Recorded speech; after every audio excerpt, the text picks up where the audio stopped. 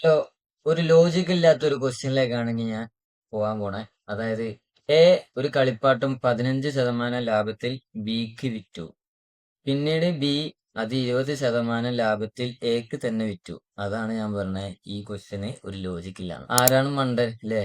അതിലൂടെ ബിക്ക് 552 രൂപ ലാഭം ലഭിച്ചു എങ്കിൽ എ ആദ്യമേ ആ കളിപ്പാട്ടത്തിന് എത്ര രൂപയാണ് കൊടുത്തത്? അതായത് എ ഒരു സാധനം വാങ്ങി ലാഭത്തിൽ ബിക്ക് വിറ്റ്, ബി അത് തിരിച്ച് എക്ക് തന്നെ കൊടുത്ത്, പക്ഷെ ബിക്ക് അപ്പോഴും ലാഭം. അപ്പൊ എ ആദ്യം വാങ്ങിയത് എന്താണ്, എത്ര റുപ്യക്കാണെന്നുള്ളതാണ് ക്വസ്റ്റ്യൻ. ലോജിക്കില്ലല്ലോ.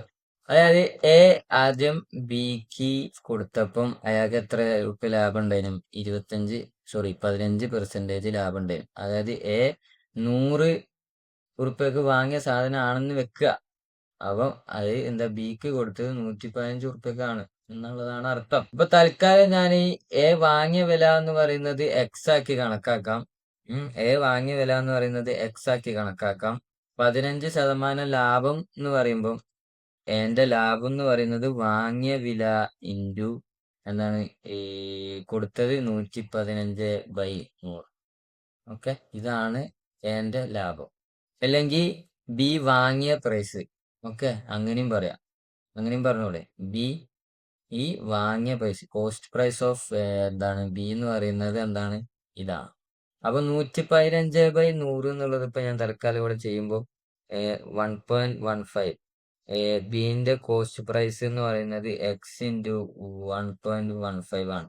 ഓക്കെ, അപ്പം ഇതിന് എന്താണ്, ബി സിക്ക് കൊടുക്കാണ്, സോറി എക്ക് കൊടുക്കാണ്.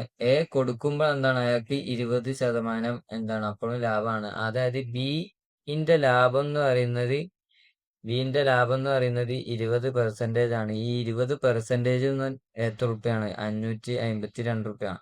ഓക്കെ, 552. അപ്പം ഈ എക്സ് ഇൻറ്റു ബിന്റെ കോസ്റ്റ് പ്രൈസ് ഇൻറ്റു, അതായത് 1.15 എക്സ് ഇൻറ്റു 1.15 എക്സ് ഇൻറ്റു 20% എന്ന് പറയുമ്പം 0.2 ഈക്വൽ ടു എത്രയാണ്? 552 ആണ് എന്നുള്ളതാണ് അർത്ഥം.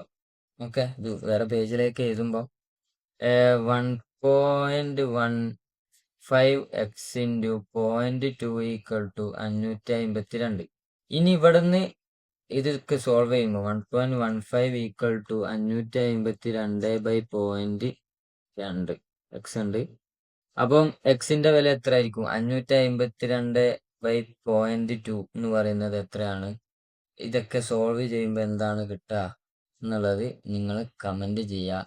ഇതിലുള്ള ഏതോ ഒരു ഉത്തരമാണ്. 2400 ഉണ്ട്, 2560 ഉണ്ട്, 2260 ഉണ്ട്, 2800 ഉണ്ട്.